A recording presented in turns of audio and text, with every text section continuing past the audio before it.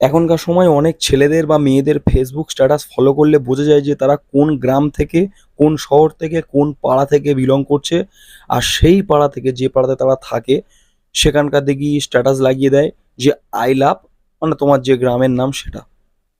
জীবনে অনেক ইচ্ছা ছিল যে আমিও স্ট্যাটাস দেবো। শুয়ারের বাচ্চা, আমাদের পাড়ায় এখনো কারেন্ট থাকে না। কোন জানোয়ারের বাচ্চার হাতে আমাদের কারেন্টের দায়িত্ব সেটাও এখনো বুঝতে পারছি না। সারাদিন কারেন্ট থাকে না ভাই। বিশ্বাস করবে না, ছোটবেলা থেকে একটা কথা শুনে আসছি, নাকি মাথার ঘাম পায়ে ফেলে বাবারা খেটে আসছে।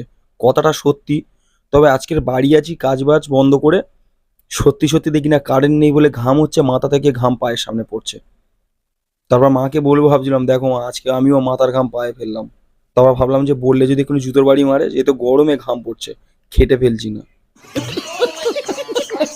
বিশেষ করে অনেকে বলেছিল এ নয়া ভারত হ্যাঁ। আমারও বলতে ইচ্ছা করে নয়া ভারত হ্যাঁ, কিন্তু দাদা আমাদের পাড়ায় কারেন্ট থাকে না।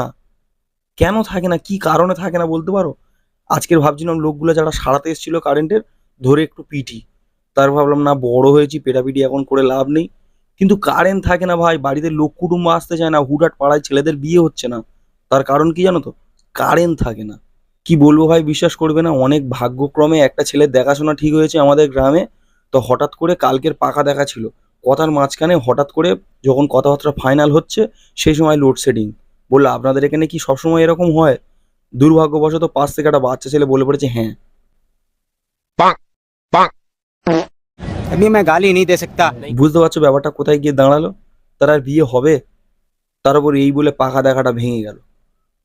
এবার বলো, তোমরা বললে উন্নত ভারত, আমাদের গ্রাম এখনো উন্নত হতে পারলো না। সঠিক বলেছেন, আপনার বুদ্ধি